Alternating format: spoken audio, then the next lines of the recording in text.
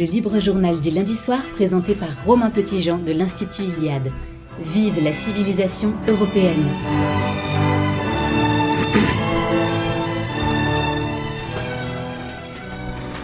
L'industrie culturelle et la marchandisation du monde ont court-circuité, parasité, nié l'univers esthétique des Européens. Ce dernier est très souvent mis sous cloche, relégué au musée où il sera moqué par les nouvelles générations mondialisées, biberonnées à la consommation, le nouvel art de vivre. Un univers esthétique des Européens fait de représentations mentales tout à fait singulières et qui, dans ses formes aristocratiques comme populaires, ont permis tant une élévation individuelle et collective qu'une expérience de la spiritualité et de l'enchantement du monde, notre monde.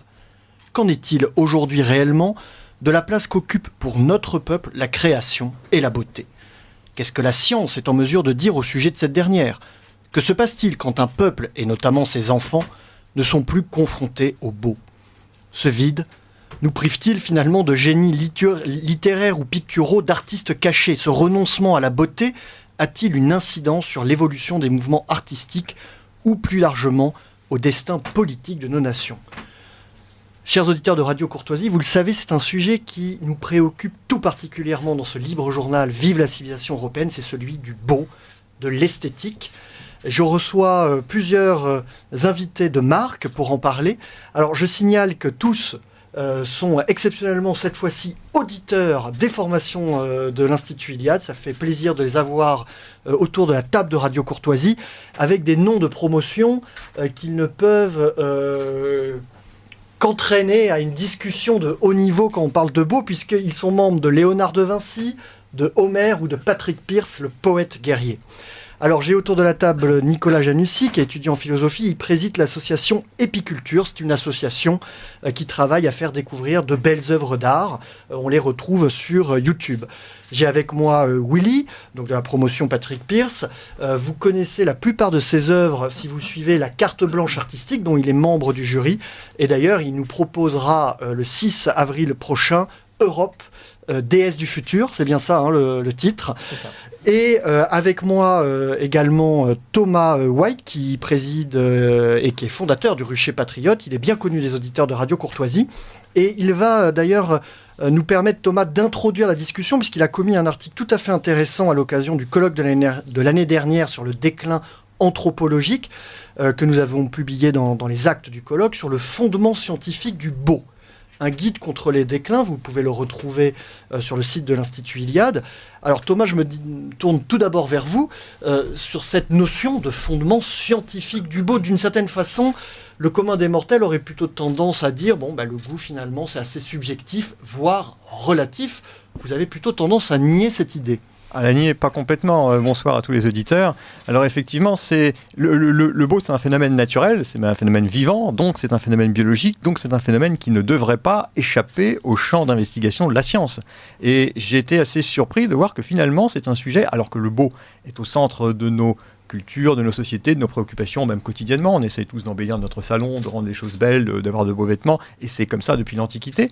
Pourquoi ce sujet a si peu intéressé la science ? Alors, je trouve qu'elle l'a intéressé quand même un peu, et notamment, j'ai trouvé beaucoup d'éléments très intéressants chez un grand biologiste, l'éthologue Konrad Lorenz, prix Nobel de médecine, spécialiste du comportement animal, qui a développé des réflexions sur ce sujet.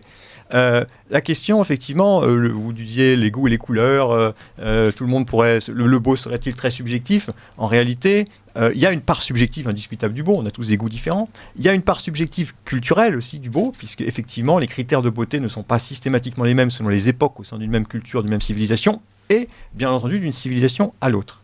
Mais il y a aussi indiscutablement des critères objectifs plus généraux qui expliquent pourquoi certaines œuvres touchent des millions d'êtres humains d'un seul coup, voire universellement. Pourquoi Beethoven, compositeur européen de notre civilisation européenne, touche-t-il des Japonais ou des Chinois qui ont une histoire extrêmement différente ? Et quand on creuse d'un point de vue biologique, on s'aperçoit qu'il y a dans le beau, comme dans tous les processus biologiques, finalement, des composantes qui sont, on va dire, innées, génétiques, et qui sont communes probablement à toute l'humanité, peut-être même au-delà. On pourrait creuser le sujet de savoir, Yves Fristein traite beaucoup de ce genre de sujet, pas sur l'esthétique, mais de savoir les rapports avec les animaux. Mais restons sur l'être humain. Il y a une part indiscutable innée du beau qui donne sa dimension universelle. Et puis, il y a une part qui est acquise, c'est-à-dire qui n'est pas présente dans notre patrimoine génétique, que l'on acquiert au cours de notre ontogénèse, pour employer un grand mot, c'est-à-dire de notre développement individuel, de ce qui fait que nous passons de l'état d'embryon à bébé, de bébé à enfant, puis à adulte. Et cette part-là, acquise, elle-même, elle a deux dimensions. Une dimension culturelle, c'est-à-dire toute l'imprégnation culturelle que nous partageons avec tous ceux des générations qui nous ont précédés et qui ont forgé notre culture, notre identité, comme notre civilisation européenne, par exemple, et notre culture française. Et puis la dimension, évidemment, du parcours personnel de chacun qui va forger nos goûts. Alors justement, sur le parcours personnel, vous donnez un exemple qui, moi, m'a frappé. Vous dites, il faut se faire confiance. Souvent, on a une émotion face à une œuvre d'art. Avant de commencer à la mettre en perspective, à la réfléchir, il faut lui faire confiance. Pourquoi ? C'est un peu comme les préjugés qui sont finalement une longue accumulation d'expériences de nos ancêtres. C'est en nous, dans notre épigénétique finalement, que nous avons cette sensibilité directe et vraie au beau. Et finalement, c'est presque cet acquis ou cette culture qui va court-circuiter ce premier sentiment. Absolument. Alors, c'est intéressant, vous me permettez de faire la transition vers l'autre point important que je voulais souligner, c'est que le sens du beau, à partir du moment où il peut être en partie appris pour toute sa dimension culturelle et personnelle, toute sa dimension acquise, et bien comme tout ce qui est appris, il est susceptible de faire éventuellement l'objet de dérives, entre guillemets, pathologiques, de dérives qui peuvent mal tourner en quelque sorte. Et tous les auditeurs de Courtoisie, je pense que auront de nombreux exemples de ce qui s'est passé au XXe siècle avec tout ce qu'on a appelé très improprement l'art contemporain. Très improprement parce qu'il est plus contemporain depuis longtemps. L'urinoir de Deschamps, ça a 100 ans, c'est plus contemporain, mais on continue de vouloir l'appeler comme ça, comme si c'était d'aujourd'hui et comme si c'était tout l'art en plus, alors que ce n'est qu'un courant de l'art, c'est pas tout l'art. Mais enfin, c'est l'appellation. Quand vous voyez ce type d'œuvre, vous vous dites que probablement beaucoup de gens ont un sens, si vous voulez, par exemple, dans les foires internationales d'art contemporain, leurs promoteurs se plaignent toujours que le public ne vient pas. Pourquoi ne vient-il pas ? Peut-être parce que justement, il a cette part intuitive, plus innée, qui le porte à aimer les choses belles. On a une sensibilité au beau qui n'est pas seulement le beau créé par l'homme, ça peut être un beau paysage, et ça peut être aussi la beauté d'un tableau, d'une symphonie, etc. Et il est assez saisissant de voir que chez des gens qui n'ont pas, un formatage idéologique, par exemple sur l'art contemporain, mais sur d'autres sujets aussi, eh bien, il y a une tendance naturelle à aimer certaines choses. C'est cette intuition initiale dont je ne dis pas qu'il faut se contenter d'elle, parce qu'on peut travailler son sens du beau, c'est même important, évidemment, mais cette intuition initiale, il ne faut pas chercher à la terre. Et c'est parfois ce qui peut se produire. Il peut y avoir un court-circuitage, notamment par des motifs idéologiques ou par une imprégnation de trop mauvaises références esthétiques qui vont parasiter et corrompre, rendre en quelque sorte pathologique votre sens du beau. C'est dans ce sens-là que je dis qu'il faut se référer à cette intuition initiale, mais non pas s'en contenter non plus exclusivement. Une petite précision, puisqu'il le précise dans son article Thomas White sur le fondement scientifique du beau, il ne s'agit pas de faire le procès de l'art contemporain. C'est plutôt cette capacité à déconstruire et cette incapacité à aller vers le beau. Donc finalement, il ne s'agit pas de mettre tout sous cloche et de dire « c'était mieux avant ». Absolument pas. Et d'ailleurs, il ne faut surtout pas faire le procès de l'art contemporain au sens exact et juste du terme, c'est-à-dire de l'art d'aujourd'hui, dont ce qui s'appelle historiquement l'art contemporain n'est encore une fois qu'une branche, il y en a énormément d'autres, et même dans cet art-là, on pourrait trouver, il faut être capable de faire de discriminer de manière saine, c'est pas évident, hein. C'est quelque chose de fin, c'est quelque chose de complexe. Et c'est justement dans les failles de cette subjectivité que s'insèrent souvent les idéologues qui veulent nous vendre de l'horreur en nous faisant passer ça pour le summum ou de la subversion ou de l'avant-gardisme. Alors je ne l'ai pas présentée, mais elle est juste à ma gauche, c'est Gabrielle Fouquet, on la retrouve pour la chronique poétique autour d'un verre. Vous aviez une première question, Gabrielle, peut-être Bonsoir Thomas. Moi, Bonsoir, avant toute chose, je voudrais quand même dire aux auditeurs qu'il faut lire cet article que tu as publié. Je te tutoie parce qu'on est de la même promotion, on se connaît bien. Absolument. Il est remarquable. Je vais cependant rebondir sur deux choses que vous venez de dire. La première, c'est qu'aujourd'hui, Duchamp n'est plus catégorisé comme art contemporain, mais comme art moderne, ce qui est une distinction temporelle qui est quand même assez importante. Ça peut sembler très anecdotique, mais dans le débat, ça ne l'est pas. Justement parce que tu dis toi-même dans ton article que tu ne fais pas le procès de l'art contemporain. Ceci dit, je trouve quand même que son article est un petit peu dur sur le sujet. Il y a quand même aujourd'hui de nombreux créateurs contemporains, à commencer par Willy, juste en face de moi, qui qui inscrivent leur travail contemporain dans une vraie recherche de la beauté, au sens même anthropologique du terme. Justement, je veux absolument te répondre là-dessus, parce que justement, c'est toute l'ambiguïté de cette expression art contemporain. Et dans mon article, alors peut-être que tu as passé ce passage parce que c'est dans la version longue et je l'ai mis dans une petite note seulement parce que c'était un peu hors sujet. Elle a lu trop vite. J'ai fait une incise pour dire pourquoi est-ce que là, j'ai bien dit, il y a une tendance de l'art qui a commencé avec l'urinoir de Deschamps, ou plus exactement avec l'exploitation de l'urinoir de Deschamps à partir des années 50, c'est-à-dire en fait 30 ans plus tard, qui s'est autoproclamé art contemporain, expression qui est de type totalitaire, puisque ça laisse entendre que tout l'art d'aujourd'hui, contemporain, ça veut dire art d'aujourd'hui. Donc quand ça a commencé à être employé dans les années 50-60, ça laissait entendre qu'on ne pouvait pas faire de l'art en dehors de cette tendance. Cette tendance, une tendance seulement de l'art, un courant, a prétendu être tout l'art contemporain et vouloir ringardiser tout le reste en disant ça c'est nul, c'est du pastiche ancien, etc. etc. Donc déjà, il y a une ambiguïté, parce que quand on dit art contemporain, est-ce qu'on parle vraiment le français, c'est-à-dire est-ce qu'on parle de tout l'art d'aujourd'hui, quel qu'il soit, ou est-ce qu'on parle seulement de cette courant, de cette tendance qui a voulu accaparer le mot contemporain pour, de manière totalitaire, ne pas laisser de la place à d'autres courants.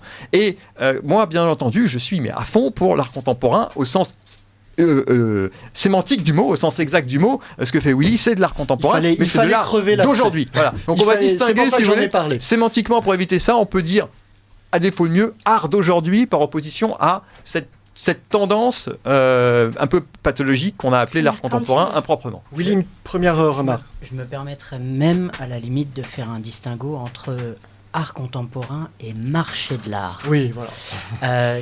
Qui réellement, pour moi, bonjour à tous déjà, qui est réellement pour moi a pourri, mais réellement pourri, justement, l'art même contemporain. Et on note malheureusement aujourd'hui qu'un artiste, quel qu'il soit, quelle que soit sa tendance, qu'il soit plasticien, qu'il soit peintre ou que sais-je, s'il veut sortir du lot, s'il veut qu'on parle de lui, il va faire du sale. Et là, on va commencer à parler de lui. Et c'est là où je dis, il y a vraiment une grosse différence entre ceux qui vont spéculer, on va être franc, on va parler de ça, et ceux qui créent. Et je ne mets pas les deux dans le même sac. C'est un mécanisme qui a été assez bien montré par Aude de Kéros, qui explique la façon dont des acheteurs et des vendeurs créent une sorte de bulle spéculative. Et le pompon, c'est quand la force publique, c'est-à-dire vous, est mis à contribution pour donner de la valeur et une cote à une œuvre. C'est-à-dire qu'à un moment, un musée public, par exemple, va être privatisé par un des spéculateurs, alors qu'avant l'œuvre s'échangeait entre 5 ou 6 personnes par-delà la planète. On l'expose au grand public et à ce moment-là, on lui donne une valeur, une espèce de reconnaissance avec un commissariat scientifique. C'est une arnaque. Et cette spéculation commence même aujourd'hui, avant même la muséification de l'œuvre. Elle commence dans les écoles d'art. Les Beaux-Arts de Paris sont un excellent exemple du distinguo qu'on peut faire et du lien aussi qui peut exister entre art dit d'aujourd'hui ou contemporain, même si dans ton cas, effectivement, contemporain semble plus approprié, et marché de l'art pur. On a des élèves aujourd'hui qui sortent des Beaux-Arts de Paris, dont vous financez les études, chers auditeurs, en partie, qui produisent du vent, et qui se vendent des millions d'euros. Donc cette spéculation commence même avant que l'artiste soit consacré artiste. Alors avant la première pause musicale, nous retrouverons après notre troisième invité, Nicolas Janussi, qui, avec vous Nicolas, je voulais revenir à la première question que nous nous sommes posée. Quelles sont les raisons pour lesquelles on peut donner un fondement scientifique à l'art et quelles sont les raisons pour lesquelles finalement ça a changé, le contexte a changé. La façon dont l'art ouvre au cosmos, à une certaine spiritualité, de quelle façon l'art nous permet d'avoir des représentations collectives qui élèvent. Est-ce que c'est toujours le cas ou est-ce que dans le monde marchand et dans l'industrialisation de la culture, on est passé à totalement autre chose? Pierre Le Prince, je me tourne vers vous. C'est déjà moi. Mais oui, Pierre. Pierre, il dormait au fond de la salle. Vous savez, on l'attend. Il nous propose toujours des titres assez originaux. Et d'ailleurs, je remercie les auditeurs de Radio Courtoisie qui qui nous félicite de pouvoir découvrir ces suggestions de Pierre. À vous la parole. Merci beaucoup, bonsoir chers auditeurs. Donc pour ce premier interlude musical, j'aimerais vous emmener bien loin des polémiques stériles sur la chanson française qu'on a pu subir ces derniers jours avec l'affaire Aya Nakamura, quel est ce nom, qui serait donc l'artiste francophone la plus écoutée au monde et qui est censée interpréter du Piaf lors de la prochaine ouverture de la cérémonie des Jeux Olympiques. Bref, je n'épiloguerai pas sur ce cirque médiatique pour vous faire découvrir un autre artiste français qui s'exporte très bien à l'international aussi, mais dans un registre plus confidentiel et sans doute musicalement plus exigeant, Alceste. Pas le copain en surpoids du petit Nicolas, mais le groupe de post-rock fondé en 1999 par Stéphane Pau, alias Neige. Ce dernier évoluait initialement au sein de formations que les amateurs de black metal connaissent bien, comme les sulfureux commandos Peste Noire, mais a fait le choix de s'éloigner de la noirceur inhérente au genre pour proposer une musique bien plus lumineuse, voire solaire. Je vous propose donc d'écouter le morceau Saphir, tiré de l'album Spiritual Instinct, sorti en 2019. Bonne écoute. Regarde ce qui brille, vois mon enfant. Regarde ce qui brille sur la plaine et sous le vent. Regarde ce qui brille, écoute ce qui coule, vois mon enfant. Écoute ce qui coule, depuis la source à l'océan. Écoute ce qui coule, regarde ce qui brûle, vois mon enfant. Regarde ce qui brûle, du fond de terre jusqu'au volcan. Regarde ce qui brûle, écoute ce qui chante, vois mon enfant. Écoute ce qui chante dans la pluie qui nettoie les champs. Écoute ce qui chante, regarde ce qui braise, vois mon enfant. Regarde ce qui braise au milieu du feu de la Saint-Jean. Regarde ce qui braise, attrape ce qui passe, vois mon enfant. Attrape ce qui passe avant la nuit, avant le printemps. Attrape ce qui passe, respire ce qui vole, vois mon enfant. Respire ce qui vole dans la rumeur de chacun des instants. Respire ce qui vole, mais n'oublie pas de rire, vois mon enfant. N'oublie jamais de rire dans les orages, dans les tourments, mais n'oublie pas de rire.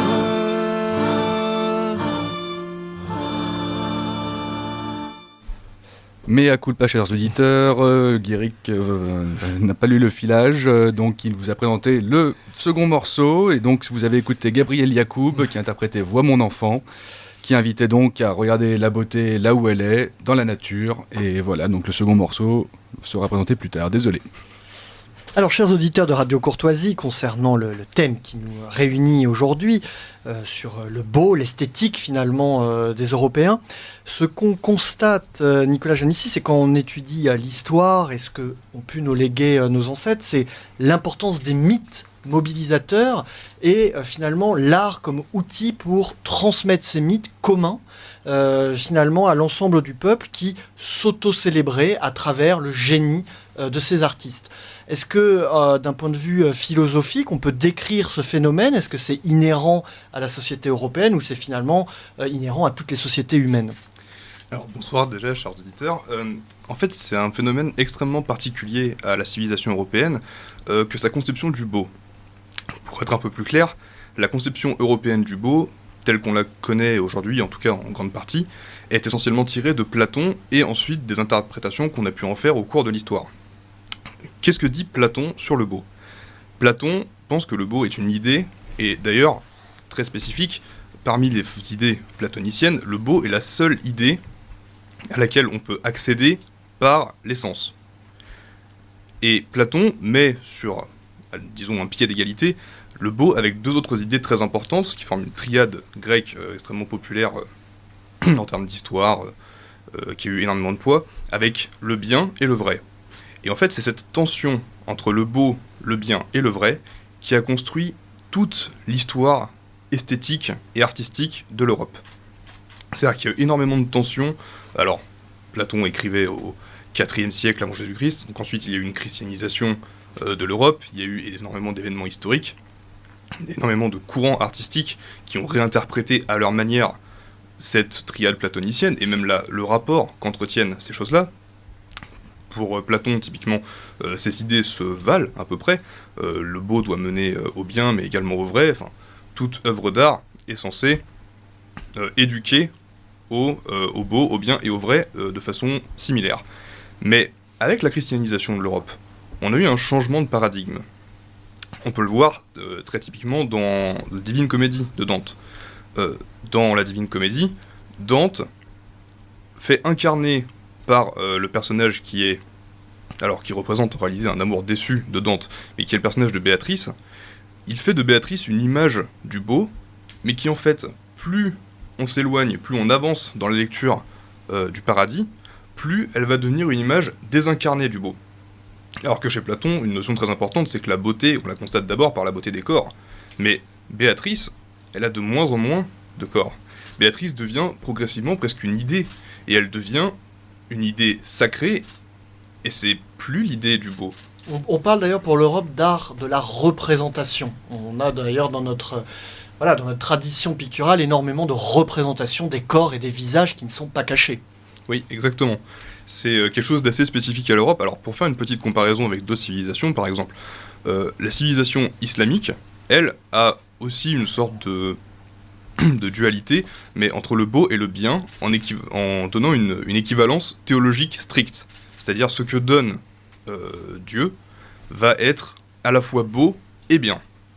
Si on prend la civilisation japonaise, par exemple, qui est un exemple beaucoup plus intéressant puisqu'il est vraiment construit presque en miroir de l'Europe, c'est-à-dire qu'il y a aussi un rapport du beau avec le bien et le vrai, mais qui a un rapport avec une ontologie presque différente, c'est-à-dire avec une idée prééminente qui va changer. La christianisation de l'Europe nous a donné une valeur supérieure du bien par rapport aux autres idées, c'est-à-dire que le beau devait conduire au bien, et le bien devait, si possible, être représenté comme beau.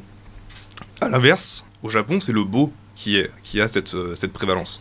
C'est-à-dire que le beau est l'esthétique en soi, finalement. Exactement.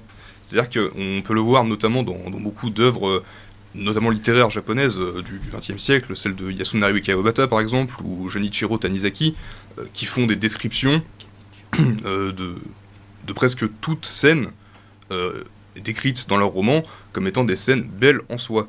Et il y a aussi un exemple de Junichiro Tanizaki, puisque j'en parle.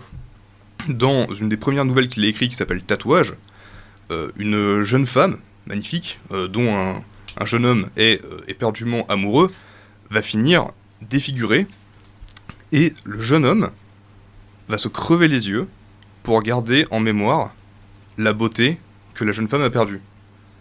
C'est-à-dire que quelque chose qui pourrait être considéré comme horrible, enfin pensez à l'après, pensez à la jeune femme qui va découvrir que son amant s'est crevé les yeux. Mais en fait c'est typiquement la vision du beau qu'on peut avoir au Japon, qui est représentée ici dans un cas particulièrement extrême évidemment, mais il y a en fait cette prévalence de la beauté dans l'importance de la pensée, de l'éthos presque japonais, qui fait que c'est toujours vers le beau qu'on va essayer de tendre. Alors cette tension que vous avez définie, tension platonicienne, réinterprétée au fur et à mesure de notre histoire, elle fonctionne moins ou plus? Est-ce que, selon vous, on peut noter des dysfonctionnements? Est-ce que c'est parce que cette tension n'existe plus qu'on a du mal à percevoir le beau ou à le créer, voire même à lier, on va dire, notre destin populaire au beau? Alors, il y a plusieurs choses à ce niveau-là, mais c'est peut-être une analyse un peu moins philosophique qui va nous intéresser maintenant, et une analyse historique.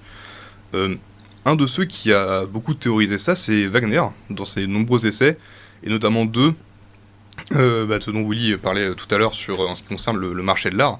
Wagner en parle très bien dans son essai qui s'appelle Opéra et drame, où il fait la différence entre l'opéra, qui est selon lui un pastiche théâtral pour accueillir, pour ramasser presque l'argent de la bourgeoisie de son époque, et le drame, qu'il entendait au sens des Grecs. Wagner était un grand admirateur des tragédies grecques, Échille, Sophocle et autres, et la conception qu'il avait de l'art chez les Grecs, qui fait à peu près autorité aujourd'hui, c'est qu'il y avait une sorte de rite quasi religieux au moment de ces représentations des tragédies. Elles étaient jouées et il y avait une sorte de communion qui passait par les différents types d'art, entre guillemets, qui étaient mis en œuvre. C'est-à-dire que c'était de l'art poétique, de l'art de la scène, mais avec également de la musique, des costumes, enfin, quelque chose de très complet. C'est ce qui a donné à Wagner son concept de Gesamtkunstwerk, l'œuvre d'art totale. Et c'est ce qui a permis, du coup, de créer une véritable communion. Wagner disait dans L'art et la révolution que c'était une communion entre ce qu'il y avait de plus haut dans l'individu et en même temps ce qu'il y avait de plus haut dans la foule. Donc c'était une communion quasi religieuse, c'était de l'ordre du rite. Et ce que Wagner constate, c'est que ce rite, ce côté rituel qu'il a lui-même essayé d'instiguer dans ses œuvres, a totalement disparu à son époque, puisque l'objet de l'art a changé. Cet objet de l'art, à partir du moment où il y a eu une grande démocratisation de la culture, notamment avec la Révolution française, puis la Révolution industrielle, qui a permis une grande prise de pouvoir, notamment économique et culturelle, de la bourgeoisie, de la classe bourgeoise, a permis du coup de créer un public qui est prêt à mettre la main à la poche, la main au portefeuille, pour voir des œuvres d'art, pour rencontrer des artistes, toutes sortes de choses. La distraction, finalement. Exactement. Donc les prémices de l'industrie culturelle. C'est exactement ça, c'est les prémices de l'industrie culturelle, et on pourrait condamner directement cette chose-là, mais en fait, ces prémices nous arrivent de très très loin, en vérité. Parce que on ne peut pas dire qu'avec le début du 19e siècle, l'art était déjà mort. Le moment où on a cette arrivée, on va dire, de ces changements drastiques dans la composition, on va dire, sociale des spectateurs de l'art, c'est le moment où Beethoven commence à composer. C'est le moment où Mozart est à son plein succès. C'est le moment où Wagner aussi commence à écrire. C'est le moment où Goethe commence à monter. Enfin, c'est le moment aussi où les courants littéraires français sont à leur paroxysme. Donc, il a fallu un certain temps avant que ce marché de l'art qui était déjà conspué par Wagner commence à monter en puissance, pour ainsi dire, et prendre le pas sur la véritable création artistique. Comme s'il y avait en fait une sorte de délai entre cette arrivée du marché de l'art et le fait que finalement l'objet de l'art devienne ce marché. Merci beaucoup pour cet argument, cette argumentation. Nous retrouvons maintenant, vous savez, c'est un rendez-vous traditionnel de ce libre journal Vive la civilisation européenne. C'est la chronique Perspective identitaire de Raphaël Aima qui a travaillé le sujet d'aujourd'hui. Perspectives identitaires, la chronique politique de Raphaël Aima pour le libre journal Vive la civilisation européenne sur Radio Courtoisie. La modernité livre l'une de ses plus grandes batailles culturelles et terminologiques à l'égard d'une notion qu'elle vomit par essence, celle de beauté, notamment de beauté objective des choses. La modernité institutionnalise la laideur, car dans ses fondements philosophiques les plus profonds, elle se construit en rupture avec la conception traditionnelle de la place du beau et du vrai. La formule est bien connue, comme les antiques, nous défendons le vrai, le bien et le beau. Mais pourquoi ? Pourquoi ? Parce que la tradition atteste que les trois notions s'entremêlent. Dans notre conception de l'art, par exemple, la beauté n'a pas qu'une valeur adjective. La beauté ou la non-beauté d'une œuvre ou d'une personne sont aussi le reflet d'une valeur morale. Dans les représentations culturelles européennes, le mensonge, la fourberie, la traîtrise, en bref l'infamie, la mauvaise intention ont systématiquement été représentés par des traits difformes, repoussants. A l'inverse, les héros portent sur le visage le bien fondé de leurs actions et jouissent souvent d'une apparence extérieure agréable. Cela part d'une conception, une nouvelle fois fondamentalement européenne, qui, si elle différencie l'âme et le corps, estime que les deux parties s'influencent réciproquement. Une bonne âme donne un beau corps, à l'inverse, un mauvais corps traduit une âme mauvaise. Contre cette mythologie du rapport au beau chez les Européens, les déconstructeurs, les éternels déconstructeurs mobilisent la notion de beauté normative pour expliquer que la beauté n'est jamais objective. Ils justifient leur vision comme suit. Dans une logique constructiviste, la beauté n'est que le reflet de normes culturelles et sociales préétablies par la société, en particulier par le groupe qui en serait dominant. Les woke listent alors les critères normés de ce qu'ils fantasment comme étant la poupée idéale moderne. La couleur blanche parce que la société est raciste, le corps maigre parce que la société est grossophobe, la santé bonne car la société rejette les handicapés, le sexe un homme parce que la société est patriarcale, mais si c'est une femme c'est parce que la société objectifie son corps et sexualise. Mais une nouvelle fois, comme toujours, à qui profite ce logiciel ? Le capitalisme du 19e et 20e siècle cherchait à uniformiser la production. Contre l'artisanat, contre le produit manufacturé, il était nécessaire de produire en masse de l'identique, des produits très bien appelés de grande consommation, au détriment de la qualité, de l'unicité et de l'esthétisme. C'est l'apparition du logo, de la charte graphique, du packaging, en bref de l'identité industrielle d'un produit. En ce sens, normer les critères de beauté d'un produit est nécessaire pour susciter de la demande autour de lui. C'est ce qu'on appelle la mode. Alors effectivement, le mannequin et le produit qu'elle présente étaient au siècle dernier normés, ils se ressemblaient, des critères existaient. Or, une demande uniformisée fait chuter la diversité de l'offre, ce qui ne plaît pas à l'esprit vorace et entrepreneur du capitalisme. Mais c'était sans compter sur sa principale force. Le capitalisme absorbe toujours ses propres contradictions. Le 21e siècle se caractérise par la crise des identités. Culturelles, ethniques, sexuelles, générationnelles, politiques, esthétiques, j'en passe, les enfants du 3e millénaire se singularisent par le malaise qu'ils ressentent vis-à-vis de leur place dans le monde. La traduction de ce malaise se fait dans la substitution des identités de fait, celles qui allaient jadis de soi, comme la communauté nationale, la classe, l'appartenance ethnoculturelle, par des identités de substitution, l'orientation sexuelle, la déviance, l'appartenance à un groupe opprimé, etc. En fait, c'est la course au particularisme, à l'individualisme, où l'on peut déclarer que nous sommes toujours plus autoconstruits, plus singuliers, plus particuliers que l'individu d'à côté. Une course à l'unicité qui ravit l'esprit du capitalisme. Chaque différence est un nouveau marché de niche, permettant de s'adresser à un public cible, qui ne cesse alors de se renouveler. La mode de la body positivité alors va en ce sens. Pour permettre cette multiplication des marchés, donc des clientèles, il faut leur imposer que l'idée que la beauté ne se définit que subjectivement. Par extension, aucune règle ne saurait régir l'art, la mode, l'architecture, en bref le champ de la création, puisque l'œuvre n'a aucune valeur intrinsèque autre que celle que l'observateur veut lui accorder. C'est toute l'essence d'un art qui précisément n'a pas d'essence, l'art contemporain. Alors pour remettre le beau au centre de nos vies, il faut lutter sans concession contre toute forme de relativisme. Parce que relativiser la beauté, c'est déjà relativiser la morale, une perception du monde qui détermine que le bien et le mal existent. Une société qui se prive de la discrimination entre le beau et le laid, se prive par la même occasion de la différenciation essentielle entre le vrai et le faux, entre le bon et le mal. S'attaquer à la beauté peut alors être interprété comme un assaut contre la civilisation elle-même. Dans un monde qui nous voudrait satisfait de la médiocrité, nous devons prôner l'exigence, établir des critères différenciés, oserais-je dire hiérarchisés. Comme disait Jean-Yves Le Gallou, défendre le beau, c'est réintroduire la beauté dans les critères de décision, c'est combattre les excès de logique technomanagériale et le quantitativisme qui refuse de prendre en compte tout ce qui ne s'inscrit pas dans un tableau Excel. C'était la chronique de Raphaël Aima qui rejoint la triade platonicienne pour arriver, on va dire, à la critique du capitalisme, de la multiplication de niches et de clientèle. Alors, on peut percevoir ici l'ensemble des dysfonctionnements. Thomas White, dans son article, vous avez tenté d'imaginer un certain nombre de critères pour qualifier ces dysfonctionnements. Vous parlez de déformation des corps, vous parlez d'exagération des traits, de retouches intempestives, finalement d'un ensemble de techniques ou de déformations qui sont le lot de notre quotidien et qui montrent qu'il y a finalement un problème avec le beau.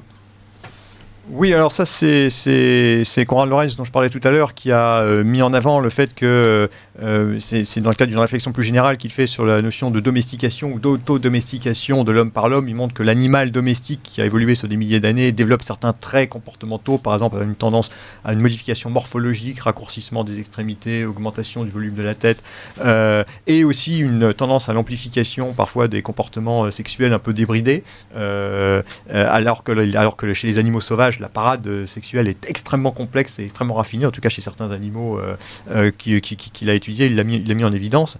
Une dérive qu'effectivement on peut retrouver dans certaines évolutions contemporaines, avec la tendance à l'obésité croissante dans nos sociétés, ou à l'hypersexualisation de notre société, ou des rapports humains au-delà du raisonnable ou d'une galanterie traditionnelle. Je voudrais rebondir par contre sur un autre point, c'est qu'on a quand même beaucoup attaqué le marché, l'idée de la marchandisation de l'art comme si celui-ci allait automatiquement s'opposer. Je voudrais paradoxalement un peu défendre le marché de l'art, parce que Nicolas l'a dit tout à l'heure, le 19e siècle a vu apparaître effectivement un nouveau public avec un abondement financier lié à cette bourgeoisie triomphante derrière. Or le 19e siècle, c'est quand même un des siècles où l'art européen, dans de nombreux domaines, atteint des sommets. Enfin, il y a eu plusieurs sommets, parce que l'art européen est vivant, et il y a eu la Renaissance et beaucoup d'autres périodes très fastes, mais c'est une période faste dans notre art. Donc l'existence de ce marché en soi n'est pas un problème. Et le marché dont parlait Willy à propos de l'art dit improprement contemporain, où l'argent effectivement corrompt considérablement les choses, c'est plus lié aux décideurs économiques ou politiques qui favorisent cela, par exemple à des décideurs politiques qui vont décider de subventionner tel artiste et ensuite d'augmenter ainsi sa cote, etc. etc. C'est plus lié justement à cette corruption pathologique dont je parlais tout à l'heure, du sens du beau, lié en plus, se mêlent en plus des intérêts financiers, mais on pourrait faire à la limite des affaires avec des choses qui soient vraiment belles. On n'est pas obligé de faire des affaires avec des choses qui sont moches. On a besoin, en fait, je termine là-dessus, on a besoin, pour que le beau existe, pour que pour que le beau existe et que des artistes se développent, on a besoin que ces artistes puissent vivre de leur art. L'idée qu'il faudrait que les artistes soient tous désargentés, qui vivent dans les caniveaux avec des haillons sur eux pour être de vrais artistes, et que l'artiste qui gagne bien sa vie, Mozart gagnait très bien sa vie, il a fini avec beaucoup de dettes, disait-on, mais parce qu'il était très dépensier, mais il gagnait très bien sa vie. Faut pas opposer. Donc on a besoin d'avoir un marché pour que les artistes puissent vivre. C'est plus la corruption idéologique qui pose des problèmes aujourd'hui. Oui, et puis comme tu le disais très justement, c'est une minorité qui en profite aussi. On ne citera pas de nom, mais on sait qui profite vraiment du marché de l'art. Voilà, on sait qu'il y a une grosse défiscalisation, enfin voilà, donc ça profite aussi. Je rebondirai juste sur un point, et c'est vrai, le 19e siècle a vu émerger quantité de beauté, de vraie beauté en Europe. Je dirais qu'il y avait aussi une culture du beau qui était inculquée dès l'enfance, où on apprenait ce qu'était le beau. Je ne dis pas qu'il n'y a pas du beau partout, mais au moins il y avait une forme de culture. Là où je suis éminemment positif, et c'est quand je vois par exemple des choses aussi simples que, je ne sais pas si vous avez eu l'occasion de déjà voir ces boutiques qui vendent des photos sous cadre, des choses comme ça. Rentrez dedans, regardez ce qu'ils proposent. Eux, ils sont vraiment dans un marché pur de l'image. Il n'y a pas grand-chose de moche en soi, parce qu'il faut vendre. Quand vous rentrez chez les gens, c'est rare qu'ils aient des trucs au mur absolument dégueulasses, enfin voilà, coulants ou des choses comme ça. Ils vont peut-être avoir des choses qui vont pas... Allez, vous allez vous dire, bon... Ils n'ont pas tous le pont de Brooklyn acheté chez Ikea ? Ils n'ont pas tous le pont de Brooklyn, certains ont la tête de lion, voilà. Mais ou le Bouddha dans le jardin ? On va être franc, c'est quand même bien fait. C'est pas horrible. On peut pas jeter le truc en se disant « Oh là là, c'est vraiment immonde ». C'est au moins une petite porte d'entrée accessible pour certains. Voilà. Gabriel. Juste sur le 19e siècle, il ne faut pas oublier ou le découvrir que le 19e siècle, c'est le grand siècle de ce qu'on a appelé l'esthétique en histoire de l'art. C'est le moment où vraiment on va avoir les plus grands penseurs du sujet. Il faut lire John Ruskin. Toutes les réflexions de John Ruskin et de William Morris après lui sur la place du beau au centre de nos vies et la création artistique. C'est époustouflant de sincérité et de simplicité. Et pour revenir à ce que disait Willy aussi, puisque je fais une association d'idées, excusez-moi, effectivement, les gens ont rarement des choses très laides chez eux. Ils ont des choses qui peuvent sembler assez parfois banales, assez neutres. C'est peut-être pas des chefs-d'œuvre, mais ça tient aussi au fait qu'effectivement notre rapport au beau, en termes de critères, est conditionné par les chefs-d'œuvre. Il en faut. Mais les chefs-d'œuvre, ce qui fait la particularité d'un chef-d'œuvre, c'est qu'ils sont assez rares. Et on voit quand même un retour au goût des choses simples et jolies, et légères, et délicates, et qui ne sont pas uniquement des démonstrations d'argent. Il suffit de voir la tendance qui a explosé sur les réseaux sociaux de pseudos antiquaires en devenir ou qui veulent tous l'être, qui plutôt que de mettre en avant des pièces rares qui font la richesse du marché de l'art quand même aussi, mettent en avant des services anciens, céramiques, et qui mettent aussi en avant des peintres de vos régions. La peinture bretonne contemporaine actuelle a énormément d'artistes qui vivent très bien de leur travail dans leur propre région et qui est magnifique et qu'il faut voir. Et on voit quand même chez les gens toujours cette envie de s'entourer du beau et de le laisser infuser leur vie. Mais c'est sûr que si vous cherchez des chefs-d'œuvre et que les grandes œuvres de Guido Reni, rares sont les gens qui ont des madones chez eux. C'est certain. Ça rejoint un peu d'ailleurs ce qu'on disait au début sur le fait qu'il y a un sens naturel du beau qui s'exprime chez les gens. C'est-à-dire que même les gens qui n'ont pas eu de formation entre guillemets au beau, quand je dis de formation, c'est pas forcément une formation académique dans une école qui en plus peut avoir parfois des travers, mais même de formation dans le sens où ceux qui n'ont peut-être pas grandi par chance pour eux dans une famille où leurs parents étaient eux-mêmes traversés dans les arts, écoutaient de la grande musique, les emmener dans des expositions des plus grands artistes, ont un sens naturel du beau, alors qu'il va peut-être donner parfois quelque chose que certains ou d'aucuns vont trouver naïf, vont trouver simple, et certains diront simplet. À mon avis, on a tort de considérer que c'est simplet, c'est simple, mais c'est pas nécessairement simplet, mais c'est cette fibre naturelle du beau. Et puis ensuite, effectivement, on peut développer un sens de l'art plus poussé, mais c'est ce sur quoi Romain m'interrogeait au tout début, à savoir l'idée qu'il ne faut pas laisser taire cette petite musique qu'on a en nous. C'est cette petite musique qui nous fait aimer des choses simples, etc. Et ensuite, une éducation au beau, une confrontation au beau peut nous aider à affiner ce sens-là. C'est vraiment cette idée qu'on affine, on ne crée pas complètement, on affine.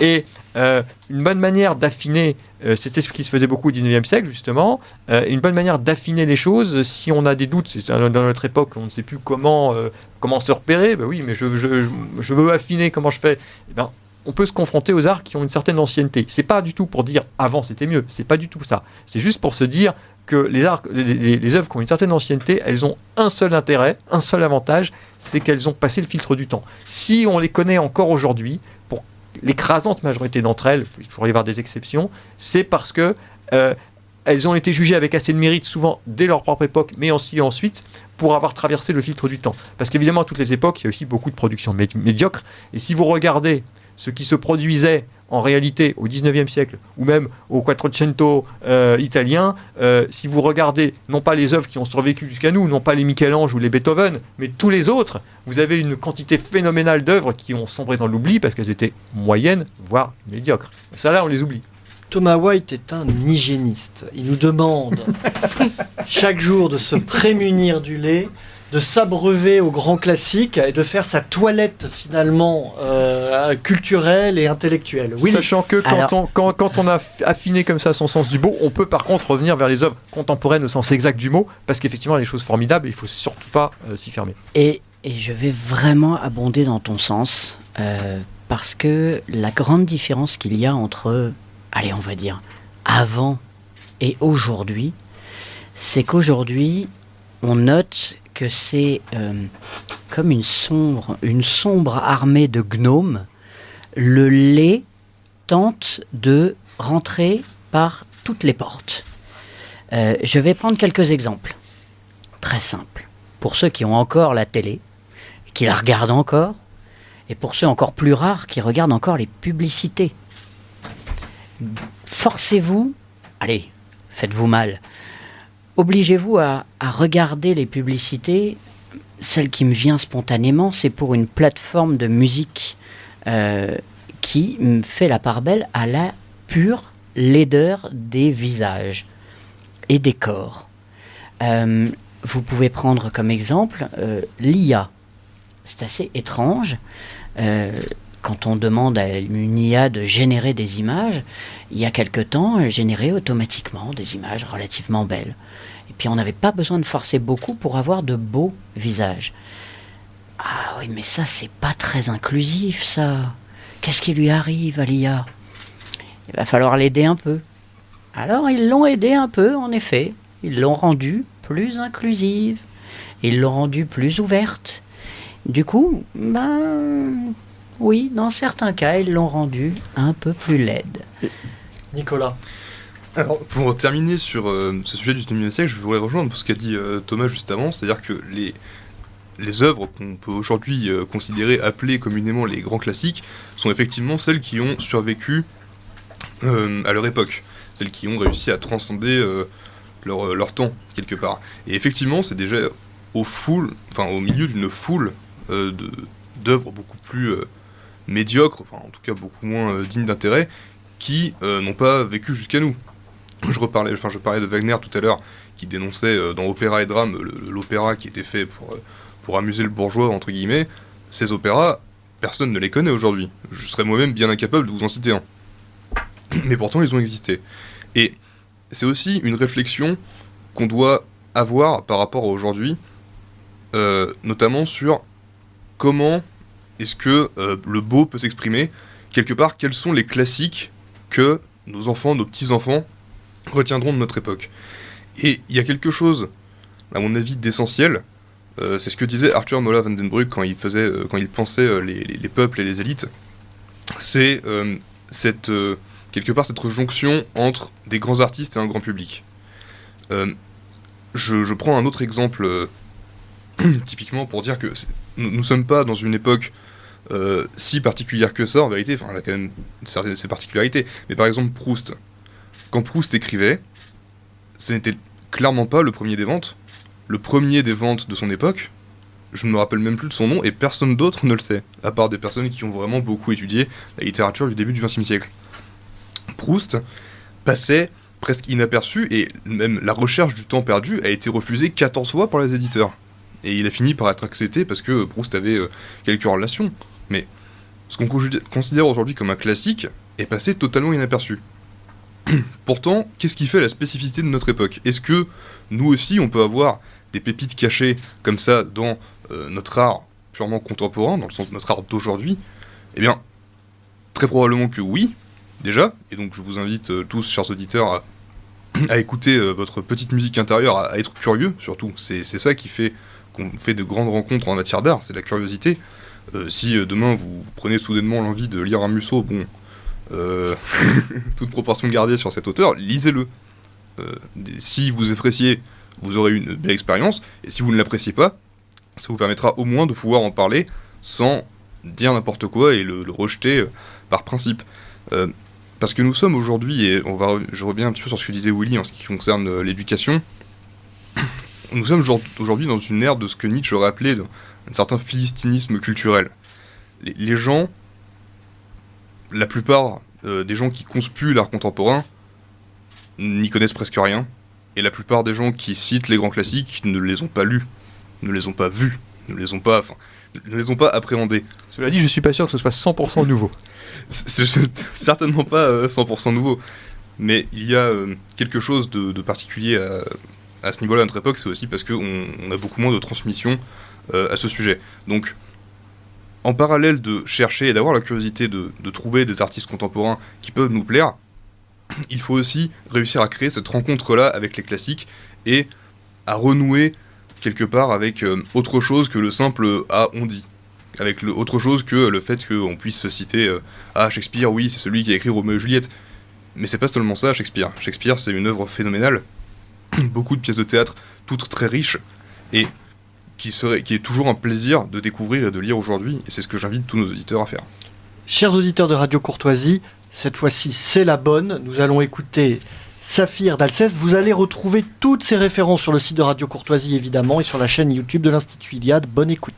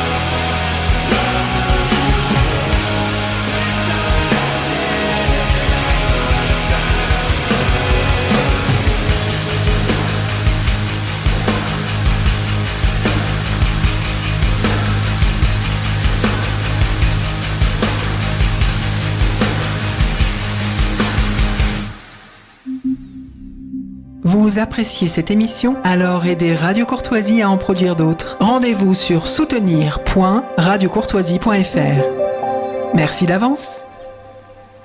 Nous revoilà à l'antenne de Radio Courtoisie. Merci d'être avec nous pour ce libre journal Vive la civilisation européenne.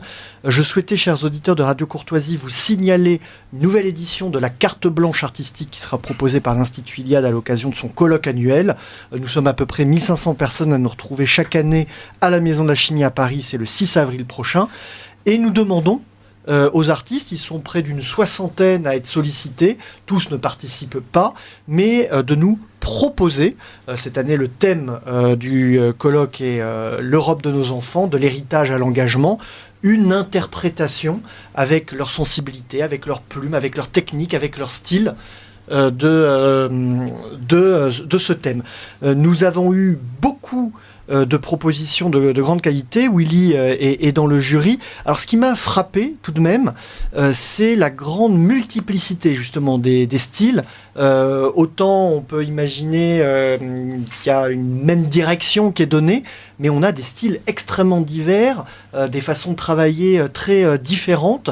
Est-ce que vous voyez ça, vous qui êtes membre du jury, plutôt d'un bon œil, ou est-ce qu'on échappe finalement au côté mouvement artistique, école d'art qu'on a pu rencontrer dans l'histoire? Mais c'est ça l'art. Et oui, je dirais, c'est toute la différence entre l'art pour soutenir, on va dire, l'art officiel, comme on l'a connu. Enfin, voilà, en Europe, fut un temps, il y a eu un art officiel et tout ça. Et non, ce qu'il y a de beau en l'Iliade, et justement à travers cette carte blanche, c'est que on laisse la liberté aux artistes de nous parler avec leur sensibilité. On leur donne juste le thème. On leur dit juste voilà de quoi on va parler cette année. Voilà la direction qu'on aimerait voir dans vos œuvres. Voilà un peu les idées. On les influence pas trop. Et ensuite, je vais être trivial, ils se lâchent. Ouais. On a vraiment de très belles réalisations. Alors aujourd'hui, on les retrouve, vous parliez de ce qu'on retrouvait dans les foyers, donc certains vont acheter des belles photos donc dans des franchises, d'autres le pont de Brooklyn à Ikea, et ensuite il y a les spectateurs du colloque Iliade qui se retrouvent avec des tirages d'art signés numérotés dans les foyers. C'est toujours une satisfaction de se balader et de voir que des œuvres embellissent tout simplement des chambres à coucher ou des salons. C'est même notre combat. On va être franc. Le but, c'est ça. C'est de faire en sorte que vous ayez chez vous, chez vos amis, que vous puissiez les offrir des œuvres qui véhiculent un message, mais qui... On va se parler franchement. Où c'est pas marqué en gros dessus, voilà ce que vous devez absolument penser. Non. Le but, c'est que vos amis viennent chez vous et se disent juste « Ah, c'est sympa ça. Ah oui, c'est joli ça. Ah, ça j'aime bien. Ah ouais, ça je le verrais bien chez moi ou chez Machine, on s'en fout. » Et bien là, on a gagné. Là, on a gagné parce que la gauche a joué à ce jeu-là et a pris une sérieuse avance.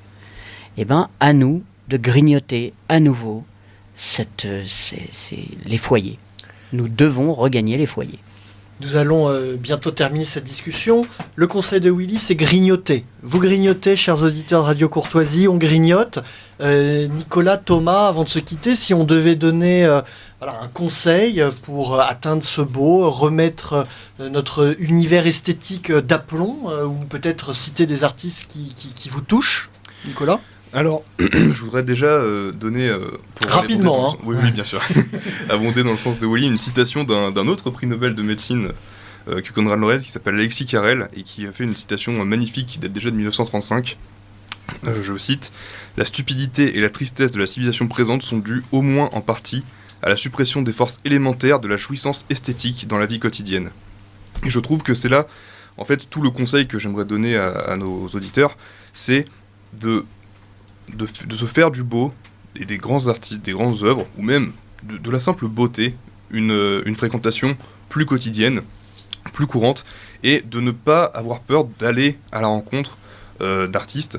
Et puisque tu parlais de recommandations, je pourrais recommander Opeth dans le genre un peu métal aussi, ou alors même des réinterprétations de Bach au luth par Evangelina Mascardi, ou pour ceux qui aiment un peu plus la littérature, les ouvrages de Laszlo Krasznahorkai, qui est aussi scénariste pour le cinéma, un écrivain contemporain hongrois très intéressant.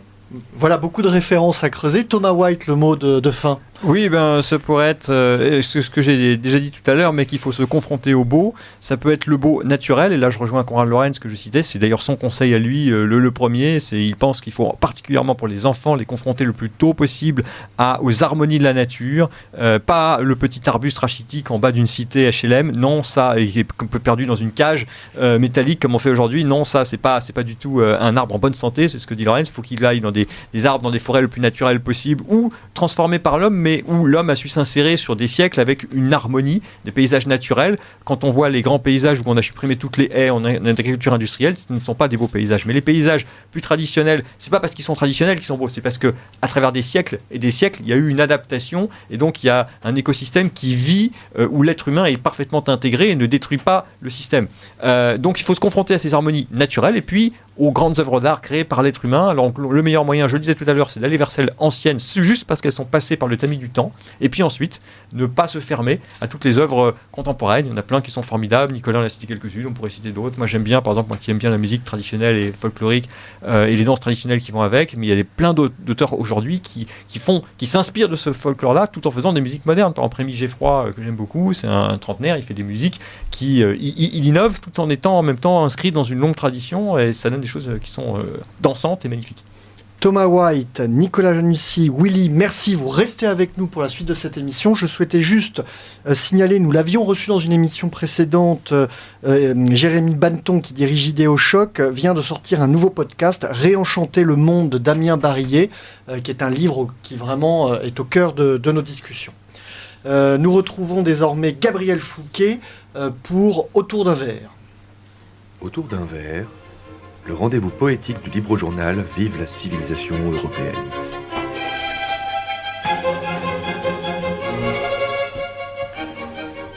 Gabriel, vous interprétez les poèmes de Frédéric de Saint-Quio dans notre rendez-vous poétique mensuel Autour d'un verre. Cette semaine, Frédéric nous propose, chers auditeurs, un texte intitulé « La beauté de l'engagement ». Mon ami, prenez place, asseyez-vous ici. Déposez vos effets sur ce boudoir fleuri. Ouvrez grand vos oreilles, je dois lâcher mon cri, car je refuse le rôle d'amant transi. Écoutez, je vous prie, les humeurs de mon âme, soyez bien indulgentes, car devant vous, madame, je rougis des mots tendres que mon cœur fou déclame. Ces sentiments m'animent, m'effraient, me lient, m'affament, si vous n'y répondez pas par vos lettres et vos charmes. C'est vous que j'aime enfin, vous qui tenez ma flamme. Je crains de me voir mettre par vos avis un blâme. Voulez-vous devenir dès à présent ma femme ?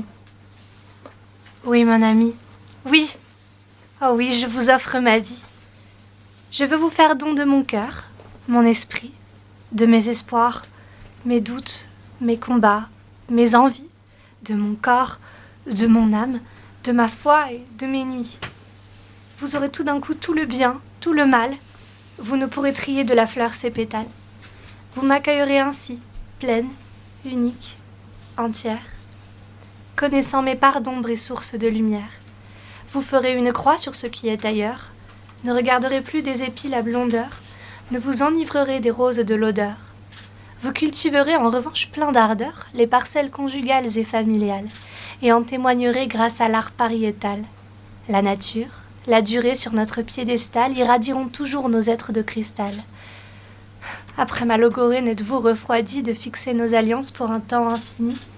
Vous vous doutez, chérie, de ma réponse ici. Nos accordailles faites, je vous veux pour la vie. L'anneau précieux et d'or sera notre complice, pour naviguer droit vers la Vena Amoris. Je m'agenouille enfin, bien prêt à vous servir, à vous aimer toujours avec joie et plaisir, à protéger votre âme, votre être et votre vie. Contre tous les dangers, je resterai hardi. Et lorsque nous aurons fabriqué nos enfants, je serai le rempart, luttant contre le vent, qui voudrait emporter notre haute destinée. J'ose ici et je nomme notre futur foyer. Pour vous, je fais le don de ma personne entière, jusqu'au jour où je retournerai à la terre. Voyez donc cet écrin que j'ouvre devant vous, y repose notre amour magnifié en bijoux. Souhaitiez-vous librement accepter cette offrande et tout ce qu'elle suggère en foi qui nous transcende ?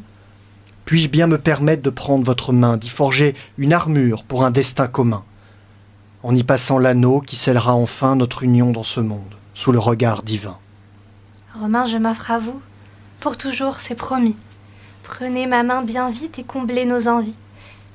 Merci pour cet aveu qui sort de vos entrailles. Nos vœux sont prononcés, la manœuvre est de taille. Il nous faut annoncer la nouvelle au sérail et s'attacher dès lors aux plus petits détails. Le libre journal du lundi soir présenté par Romain Petitjean de l'Institut Iliade. Vive la civilisation européenne.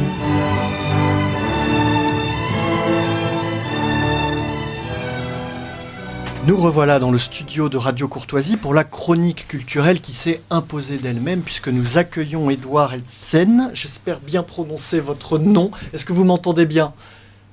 Très bien. Vous m'entendez également ? Oui, on vous entend. Alors, Édouard, prononcez-le à ma place. Comme ça, les auditeurs le retiendront mieux et bien.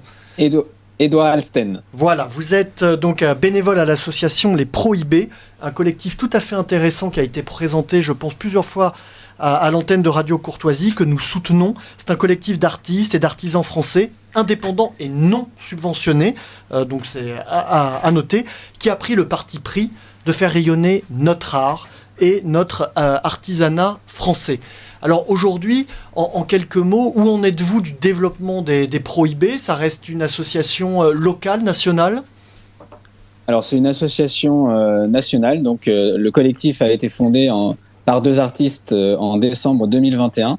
Il est une association depuis décembre 2022, donc ce qui nous permet d'être un peu mieux organisé, de pouvoir recevoir des dons, de pouvoir recevoir des adhésions de la part des membres du collectif qui sont les artistes que l'on partage. Et ce que nous permettons à ces artistes, c'est de bénéficier d'une meilleure visibilité qu'ils ne pourraient avoir tout seuls via plusieurs réseaux sociaux. Donc le collectif Les Prohibés est très présent sur Instagram, donc c'est le premier canal qui a été créé afin de partager visuellement les créations de nos artistes et de nos artisans. Donc nous avons plus de 7000 abonnés sur Instagram, on espère approcher les 10 000 assez rapidement. Nous sommes présents également sur YouTube, donc nous présentons par des vidéos les artistes et les artisans du collectif. Et enfin, nous avons, grâce à une campagne de dons effectuée l'année dernière, nous avons pu développer un site internet par lequel donc, nous avons créé une boutique permettant de vendre les créations des artistes et des artisans du collectif. Alors, quel est le lien entre tous ces artistes, ces artisans ? Qu'est-ce qui fait qu'ils se retrouvent dans ce collectif précisément ? Alors la volonté du collectif, c'est de s'émanciper un petit peu des codes culturels actuels, de recréer du beau, c'est le thème de l'émission, de recréer du beau et de l'enracinement dans l'art, dans le paysage culturel. Et donc c'est là-dessus, sur ces valeurs, que se retrouvent les artisans et les artistes que nous partageons et qui adhèrent aux valeurs du collectif. Alors vous pouvez nous citer quelques exemples de ces artistes, artisans qui participent ? Il y a un certain nombre de pionniers, j'imagine, qui sont là depuis le début. Tout à fait. Nous avons alors les deux pionniers, les deux créateurs sont Valentin Martel et Clémence que vous pourrez retrouver, que l'on partage régulièrement sur notre compte Instagram, qui sont respectivement un poète et une dessinatrice. Font partie également du bureau actuel François Guichard, de l'atelier Guichard, qui est coutelier, donc forgeron coutelier. Dans quelle région ? En Savoie.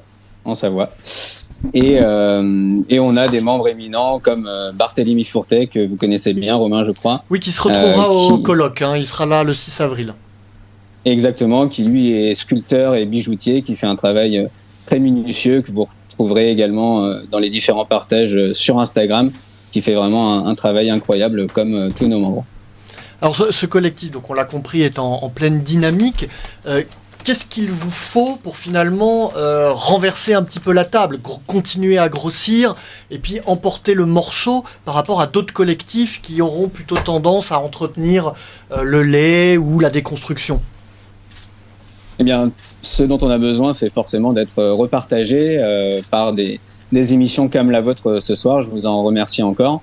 d'être repartagé, d'avoir aussi de plus en plus d'artistes et d'artisans qui nous rejoignent, qui souhaitent être avec nous dans ce mouvement-là pour contrer un petit peu, comme vous disiez, le laid et le moche qui envahit nos espaces visuels, que ce soit dans la rue, à la télévision, etc.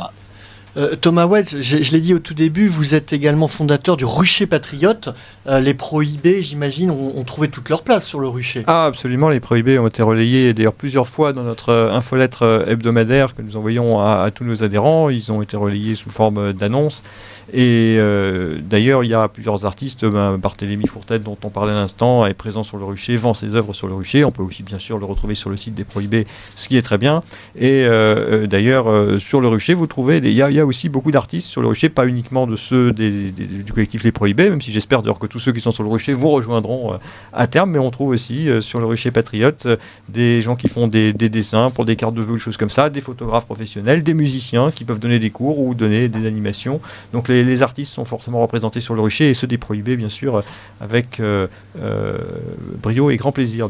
C'est un réflexe finalement à avoir. Il y a quand même une forme de discipline à avoir. On a parlé de confrontation aux œuvres antiques, de curiosité, mais tout de même, dans le quotidien, quand on est extrêmement stimulé, on rappelait tout à l'heure Raphaël Emma, le capitalisme finalement nous stimulait tous les jours, on est dans une petite niche. Il y a quand même une forme de discipline au quotidien pour faire l'effort d'aller choisir une source locale, des matériaux nobles, des artistes et des artisans qui font l'effort de la création. Willy, c'est pas si simple finalement. Non, et puis il y a aussi une discipline à avoir. Acheter moins, mais acheter mieux. Voilà, faire le choix. Ah oui, on peut opter pour le pont de Brooklyn. Bon, visiblement, vous avez tous compris que Romain avait le pont de Brooklyn à la maison, mais on peut opter pour ça, ou pas. On peut en acheter moins, on peut attendre un peu, et puis avoir un vrai coup de cœur pour une œuvre. Se dire que c'est pas juste une question d'argent, c'est aussi une question de transmission. Parce que cette œuvre, vous allez la garder, vous allez la mettre en valeur, elle va aussi mettre en valeur votre intérieur, elle va être un peu le reflet de votre âme à un moment, chez vous, et puis vous la transmettrez peut-être à vos enfants, peut-être qu'ils la trouveront belle aussi, allez savoir, voilà. Bon. Absolument, et il faut signaler d'ailleurs qu'on a aussi beaucoup d'artistes qui sont relayés au colloque Iliade. Il y a souvent des artisans, et l'effet coup de cœur joue aussi. Moi, à 2 reprises, j'ai acheté 2 œuvres qui sont chez moi aujourd'hui, dont une superbe petite broche qui représente une cornemuse, donc un instrument traditionnel qui n'est pas que d'Écosse, d'ailleurs qu'on trouve dans toutes les régions de France, que j'ai acheté à un artisan qui était présent avec son stand au colloque Iliade, et c'était un coup de cœur, je suis tombé dessus, et voilà. On retrouve donc beaucoup de demandes des prohibés à ce fameux colloque du 6 avril, et surtout l'appel est lancé de la part d'Edouard. Un collectif, ça doit vivre, ça doit grandir, c'est constamment en mouvement, surtout que vous couvrez l'ensemble du territoire national. Donc parmi les auditeurs de Radio Courtoisie, et je vous sais amoureux de l'art et de l'artisanat français et européen, retrouvez les prohibés donc sur tous les réseaux que Edouard a cités tout à l'heure, manifestez-vous, intéressez-vous à ce collectif, il faut se prendre en main, et bon, les Prohibés a fait cet effort-là, c'est une forme de syndicat de défense de nos intérêts, du beau, de ce que nous pouvons faire aujourd'hui en France. Donc c'est à vous finalement de reprendre la main. Édouard, peut-être un dernier petit mot, est-ce que dans les derniers artisans ou artistes nouveaux venus, est-ce qu'il y en a, vous avez vous-même eu des coups de cœur, ou vous souhaitez faire un petit focus? Alors, un focus, alors j'ai pas d'éléments en tête pour faire un focus. Ce que je voulais ajouter en revanche, c'est le fait qu'on donne pas seulement une visibilité aux artisans, on leur permet aussi d'évoluer dans un collectif. Une fois qu'ils adhèrent et qu'ils rejoignent les Prohibés, ils peuvent échanger entre artistes et artisans pour se donner des petits tips, des avantages qu'ils peuvent trouver dans le travail de chacun,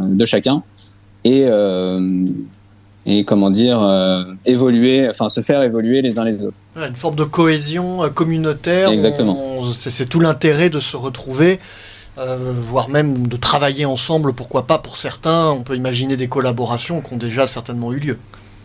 Exactement, des collaborations ont déjà eu lieu, notamment entre deux artistes qu'on a déjà cités, entre Barthélemy Fourtet qui fait des bijoux et notre François Guichard qui fait des couteaux. Ils ont déjà fait des choses ensemble qui sont parties très rapidement, donc on peut pas les proposer à la vente aujourd'hui, mais qui sont très intéressantes. Édouard des Prohibés, merci d'avoir été avec nous. Ah, Thomas, vous souhaitiez ajouter quelque chose? Oui, juste, moi je trouve déjà la démarche des Prohibés formidable. Elle me rappelle d'ailleurs un petit peu une démarche qui avait eu lieu au 19e siècle, où il y avait déjà un art officiel. Il y avait un salon des refusés qui avait été créé pour tous les artistes, par un certain nombre d'artistes qui avaient été refusés dans les salons officiels, qui avaient créé leur propre salon, c'est-à-dire qui avaient créé leur propre espace pour être en synergie les uns avec les autres, mais aussi pour créer d'une certaine manière, et c'est pas un gros mot de le dire pour le coup, j'en parlais tout à l'heure, leur propre marché pour pouvoir en vivre et pour pouvoir créer ces synergies. Parce qu'on parlait, qu'est-ce qui peut permettre d'aider au développement de la nouvelle création de Beau? Il y a la confrontation au Beau, mais il y a aussi la rencontre des artistes et la création d'un écosystème entre artistes, l'écosystème du Beau. Le libre journal du lundi soir présenté par Romain Petitjean de l'Institut Iliade. Vive la civilisation européenne.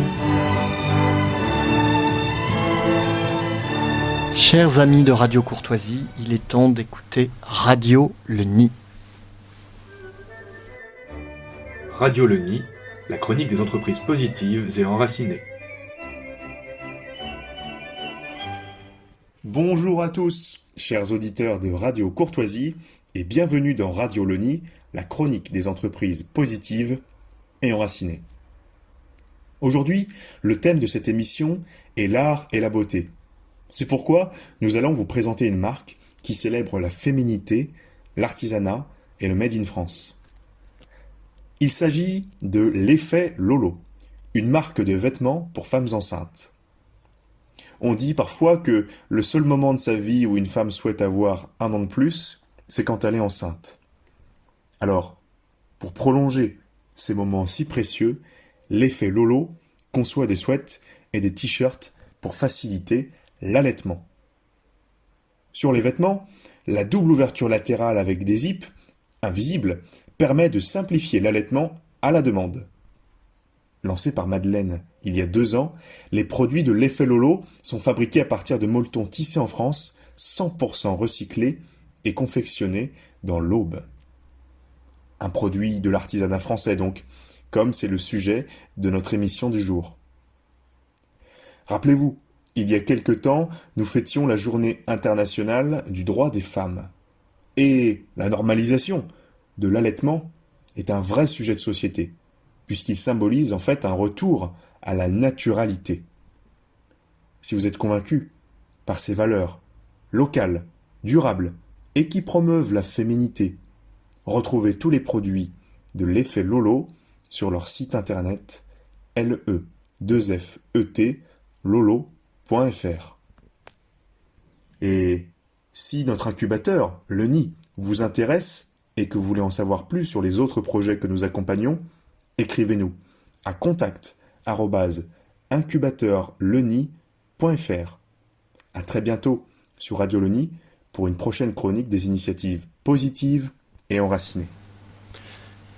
L'incubateur Le Nid que nous présentons chaque mois, je pense que c'est actuellement quasiment c'est une grosse douzaine de projets assez divers qui sont incubés. Ce qu'il faut signaler, c'est le fait de bâtir, c'est le fait de construire, c'est le fait de s'engager. La critique stérile ne fait pas partie de notre logiciel. Nous saluons les initiatives, les prohibés, le regard curieux sur le monde pour s'élever vers le beau, les initiatives encouragées et accompagnées par l'incubateur. Voilà dans quel état d'esprit nous souhaitons vous retrouver, chers auditeurs de Radio Courtoisie, chaque mois, puisque c'est la fin de cette émission. Je remercie tous nos invités. Vous pouvez retrouver le détail des intervenants et des morceaux diffusés par Pierre Le Prince. Je vous souhaite une bonne soirée et je vous dis au mois prochain.